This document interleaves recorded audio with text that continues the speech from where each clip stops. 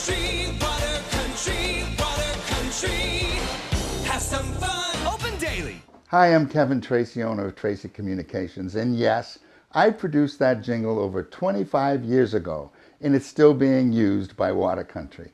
I also produced the Boston Bruins theme for WSBK-TV.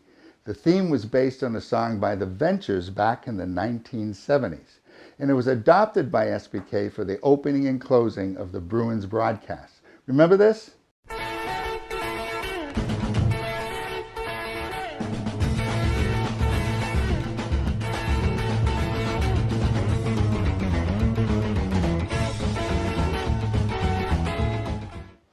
Here's a little of mine.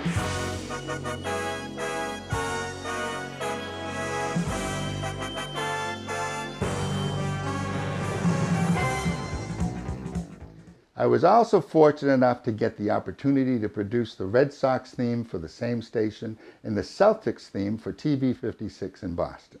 Music and advertising has long been a great way to help people remember your ad. Music can help engage the listener. We teach children the ABCs by singing A, B, C, D, E, F, G to help them remember the alphabet. Music gives you many ways to develop memory recall. Jingles have melody, they have words, they have rhythm, they have tempo and style. All these elements help gain retention. Music and advertising can be as simple as a few notes that become an audio signature like this for NBC, or like this for McDonald's. It can be a song with or without lyrics, and you can buy the rights to a hit song. Sometimes they're quite expensive.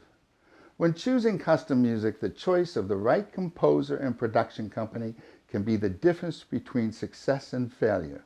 One of America's most prolific jingle composers, Dan Serafini of Serafini Music Productions in Nashville, says, "Writing a great jingle must meet all the same criteria as a hit song, but it must also have the ability to meet brand objectives. Make sure that you get real pros. Off-key singing, unintelligible singers, and bad arrangements can really have a bad effect on your brand."